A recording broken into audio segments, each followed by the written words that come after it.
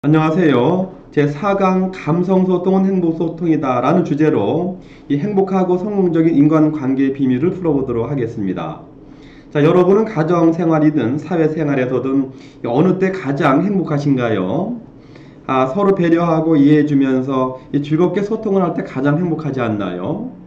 자, 그럼 그러한 행복한 마음의 씨앗은 무엇일까요? 바로 감성소통입니다. 자, 많은 사람들은 자신의 이성적인 판단만을 중심으로 소통하려는 경향이 강합니다. 자, 그렇지만 사람의 성격이나 상황은 저마다 모두 다르기 때문에 자신의 논리만을 우선시하는 이성소통은 이 많은 갈등, 싸움, 이별, 이혼 등 심각하고 극단적인 상황을 만들어내기가 쉽습니다. 자, 인간관계에서 많은 갈등을 유발하는 이성소통, 이 감정싸움 소통의 문제를 해결할 수 있는 특효약이 있는데 그것이 바로 이 감성소통입니다. 자, 인간관계의 소통에 있어서 이성보다 감성이 훨씬 효과적입니다. 자, 인간관계의 처음도 소통이고 마지막도 소통입니다. 따라서 이 의사소통의 질은 이 아동의 교육 현장에서뿐만이 아니라 우리 삶에서 행복하고 이 성공적인 삶의 질을 결정할 정도로 매우 중요하다고 생각을 합니다. 자, 행복하고 성공하려면 감성소통하라 라고 저는 주장하고 싶습니다. 소통을 잘하려면 인간의 특성을 이해해야 하는데요. 저희가 제2강에서 인간의 이해를 바탕으로 한 사람의 5가지 유형을 공부한 적이 있습니다. 자, 간단히 요약하면 생긴 대로 산다, 3살 버릇이 여든 간다, 이 본연의 성격이나 기질은 변화시킬 수 없다, 그 인간의 유형은 옳고 그름이 없다라고 했고요. 이러한 유형을 5가지로 간단히 정리하면 크리티컬 밸런스, 전통적인 아버지 유형, 뉴트러링 밸런스, 전통적인 너그러운 어머니 유형, 어덜트, 이성적이고 합리적인 유형, 프리 차일드, 외향적이고 낙천적인 유형, 어댑티드 차일드, 내성적이고 신중한 유형으로 구분을 했습니다. 이와 같이 사람의 유형은 모두 다양하기 때문에 모두가 자기의 성향만을 강하게 내세운다면 타협은 없고 갈등만 커질 것이 분명합니다. 우선 이성적인 소통과 감정적 소통의 요점을 간단히 정리해 볼까요? 이성소통은 자신의 합리적인 근거나 주장에 초점을 두는 소통법이고요. 이치나 논리에 근거한 판단만을 중시합니다. 방금 전에 말씀을 드렸지만 사람의 유형은 다양하고 성격과 가치 기준, 상황이 다르기 때문에 아무리 자신의 이성적인 근거나 주장이 옳다 하더라도 상대방은 겉으로는 수용하는 척해도 속으로는 진정으로 받아들이지 않는 경우가 대단히 많습니다. 특히 이 감정적 소통은 상대방의 상황과 기분보다는 이 자신의 감정만을 중시한다든지, 그래서 급하고 일방적인 대화법입니다. 그래서 관계 단절을 초래하는 최악의 소통법이고요. 특히 아들과 엄마가 갈등을 할 때 많이 나타나고 화를 낸다든지 잔소리를 많이 하는, 가장 지양해야 하는 그러한 소통법입니다. 저는 감성소통으로 내가 먼저 변하자라고 말씀을 드리고 싶고 저는 실천하고 있는데 너무 좋습니다. 우선 상대방의 상황과 기분을 먼저 살펴주죠. 상대방의 감정 상태를 배려해주는 나의 주장과 근거를 내세웁니다. 이런 감성소통은 사람마다 그 유형별 장점이 있고 단점이 있잖아요. 이런 감성소통을 하게 되면 상대방의 어떤 장점이 더 부각되고 단점이 가라앉습니다. 그래서 설사 싫은 일이라 하더라도 수용해 줄 가능성이 커지게 됩니다. 대표적인 어떤 감성소통의 어투로서는 정중화법인데요. 뭐뭐 해주세요. 뭐뭐 하면 안 될까요? 이런 식으로 소통을 하면 상대방이 좀 더 너그러운 마음으로 수용해 줄 가능성이 크지 않을까요? 그리고 이 감성소통이 말을 많이 하는 것 전에 잘 경청하는 자체가 훌륭한 감성소통의 일환입니다. 이런 감성소통은 결론은 나의 변화를 필요로 하고 결국은 타인의 행복으로 돌아가고 또 그 행복은 나의 행복으로 돌아온다는 점을 저는 충분히 공감하고 경험하면서 살고 있습니다. 자, 그럼 이런 감성소통이 저절로 되는 것인가? 그렇지 않습니다. 복잡한 이론은 아니지만은 일정의 순서가 필요한데 우선은 첫 번째 의미요법으로 나의 감정을 순화해야 합니다. 자, 그러면 자동적으로 상대방의 감정도 순화가 돼서 서로 간에 친화적이고 융화적인 그러한 감성소통, 행복소통을 할 수가 있다는 점인데요. 저는 사람이나 사물을 볼 때 나름의 어떤 의미를 부여합니다. 나의 가족 같다, 소중하다, 고맙다라는 생각을 하죠. 길거리에 지나가는 사람도 무심기에 봤을 때는 대수롭지 않은 그냥 남에 불과하지만 다 내 동생, 자식 또는 부모님 또는 내 자신과 같은 가장으로서 다들 노력하는 모습이라고 의미를 살짝 부여하면은 새로운 모습으로 더 따뜻한 시선으로 상대방을 바라보게 되는을 저는 많이 느낍니다. 그래서 의미 부여로 이 자기 암시하는 것은 자기 마음을 길들이는 중요한 감성 순화의 과정이죠.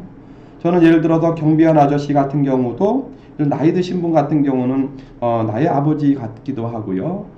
또는 또 많이 힘들겠구나. 또 외롭겠구나. 혼자서 매일 그 작은 공간에서 계시고 덥고 춥고를 다 이겨내시고 그러시잖아요. 그래서 그런 마음이 들다 보니까 아이스크림을 사더라도 하나 더 사서 갖다 드려야 되겠다는 마음을 갖습니다. 그것이 저는 감성소통임을 알고요. 그걸 전달해 주는 사람이나 받는 사람이나 서로 감성이 순화됨을 느끼고 행복하고 친화적인 관계를 갖게 됩니다. 나의 자동차를 매일 타고 다닙니다만은 먼 거리를 이동하고 왔을 때 자동차가 수고하지 않았나요? 저는 의미를 부여합니다. 수고했다, 고맙네 라고 얘기를 할 때와 그러지 않을 때와의 의미가 커요. 의미를 부여할 때는 자동차가 대단히 애틋하고 고맙고 새로운 느낌으로 다가옴을 느낍니다. 또한 교육 상담을 할 때도 엄마의 마음 상담 기법이라는 얘기를 많이 하는데 아이들한테 원장님이 엄마도 좋지만은 이 교육할 때만큼 원장님이 엄마보다 10배는 더 잘해줘. 진짜야, 한번 봐. 전 이런 식의 얘기를 많이 하는데 아이들은 선생님의 진정성을 믿고 대단히 고마워하고 공부를 하고 싶다는 어떤 플러스적인 생각을 가져요. 등록이 결론되는 거죠. 자, 이런 식으로 물리적으로 많은 어떤 교육 프로그램을 잘하는 것도 중요하겠지만은 상대방의 마음을 순화시키는, 특히 아동의 마음을 순화시키는 것도 대단히 중요합니다.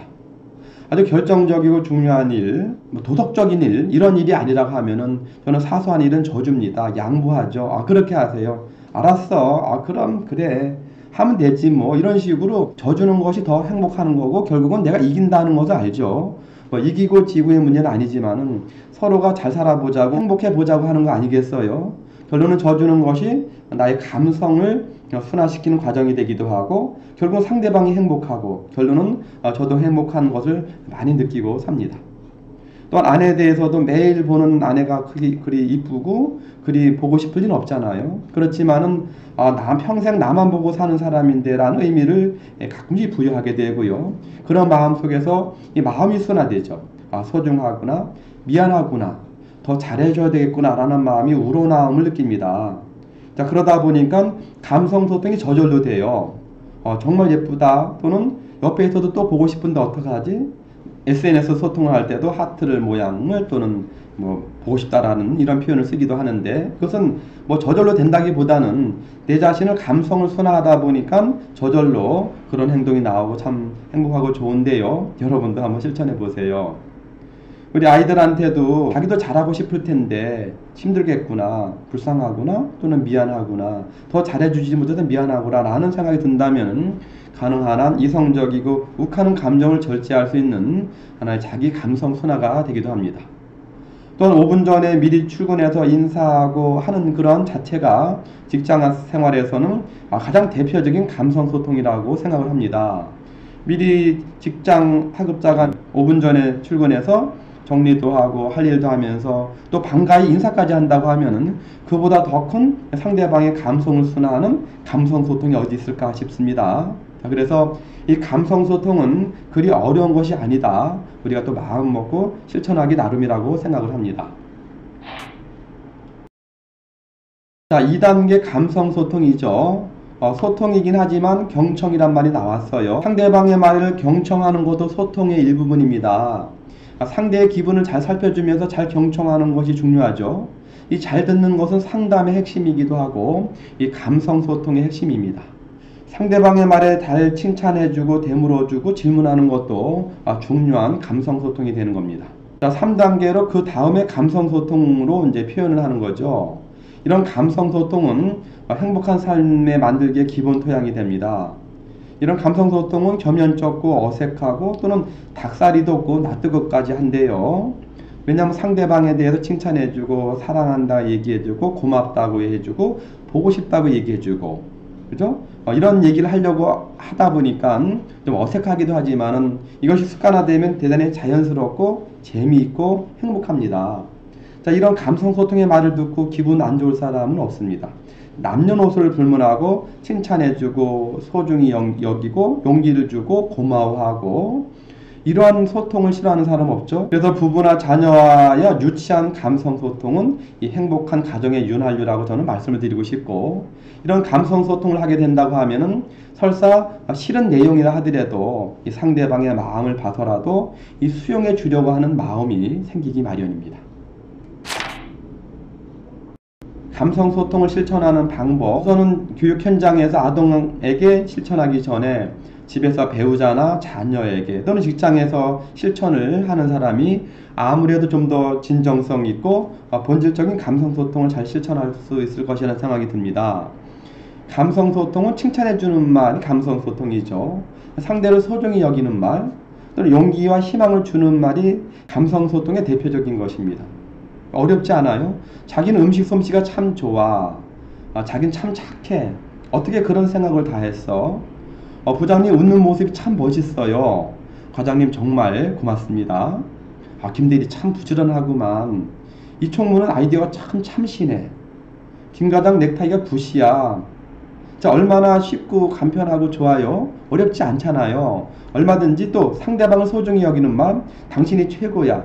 자기는 옆에 있어도 보고 싶은데 어떡하지? 또 아들에게 문자로 아들아 보고 싶다. 아빠는 우리 딸은 매일 봐도 예뻐서 어떡하지? 이 대리는 우리 회사의 보배야. 미술이는 우리 팀 핵심인 거 알지? 어떤 부분에서 좀 잘했을 때 얼마든지 소중히 여기고 칭찬해주는 말을 할 수 있어요. 자기도 능력 있는 사람이야. 자긴 뭘 해도 잘할 것 같은데. 우리 아들은 대기만성형이야. 힘내. 엄마가 같이 방법을 찾아볼까? 부장님 화이팅입니다. 과장님 저희가 힘껏 도울게요. 이 총무 처음엔 다 그래. 소신껏 하면 되지. 이와 같이 용기와 희망을 불어넣어 줄 수 있는데 이 언어도 습관입니다. 이 사소하지만 습관이 된 사람은 대수롭지 않고 쉽게 실천할 수 있지만 습관이 안 된 사람들은 칭찬해 주는 말 대단히 인색하고요. 더군다나 상대를 소중히 여기는 말은 더더욱이 못하고 또 용기와 희망을 주는 말은 더더욱이 잊고 삽니다. 이 얼마나 소중한 보배를 저희가 모르고 산다고 생각하니까 안타깝죠. 우리가 지금부터라도 칭찬해주고 소중히 여기고 용기와 희망을 주는 말을 하는 습관을 들이다 보면은 이 짧은 시간 이내에 감소통을 잘하는 행복한 인간관계를 만들어갈 수가 있습니다. 자, 아동에게 감성소통 표현하는 부분은 방금 전에 했던 표현과 별 다를 바가 없습니다. 남녀노소를 불문하고 감성소통의 수준까지는 비슷합니다. 특별히 어른한테는 어떻게 하고 사장님한테는 어떻게 하고 아동한테 어떻게 구분할 필요가 없어요. 볼까요? 칭찬해주는 말, 소중히 여기는 말, 용기와 희망을 주는 말일 뿐입니다. 동현이는 그림 솜씨가 참 좋아. 동현이는 참 착해. 어떻게 그런 생각을 다 했지? 동현이 웃는 모습이 참 멋있어. 동현이 정말 고마워. 동현이 참 부지런하네. 동현이는 아이디어가 참 재밌고 신기해. 동현이 모자 굿이야. 자, 이 말은 아동을 칭찬해주는 말이죠. 얼마든지 저희가 관찰하고 발견하고 실천할 수 있는 거고요. 난 동현이가 최고야. 동현이는 옆에 있어도 보고 싶은데 어떡하지? 문자로 동현아 보고 싶다. 선생님은 동현이를 매일 봐도 예쁜데 어떡해? 동현이는 엄마 아빠의 보배야. 동현이는 미래인재인 거 알지? 자, 이와 같이 어른을 상대로 하나 아동을 상대로 하나 이 상대를 소중히 여기는 말은 비슷합니다. 자, 용기와 희망을 주는 말을 볼까요?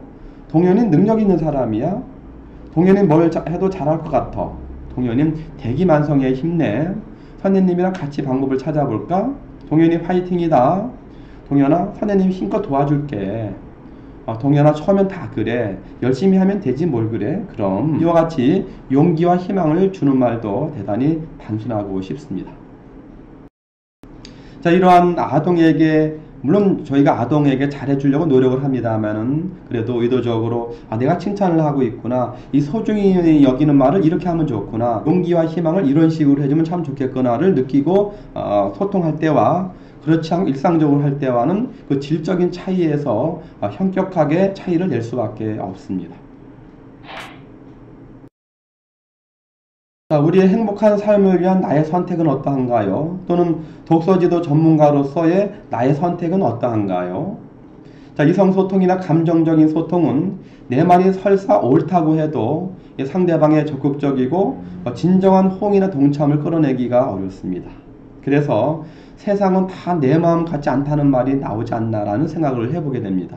그러나 이 감성소통은 내 말이 설사 옳지 않다고 해도 이 상대방의 적극적인 또는 진정한 호응이나 동참을 끌어내기가 쉽습니다. 왜냐하면 사람은 이성보다는 감성에 의존하기 때문입니다. 자, 다음 시간에는 사회생활에서 성공하고 부와 명성을 얻을 수 있는 힘의 85% 이상이 인간관계에서 결정된다고 하는데요. 이런 인간관계의 핵심은 경청입니다. 그래서 이 경청의 기술로 인간관계 달인이 되자는 주제로 제5강에서 뵙도록 하겠습니다. 정말 고맙습니다.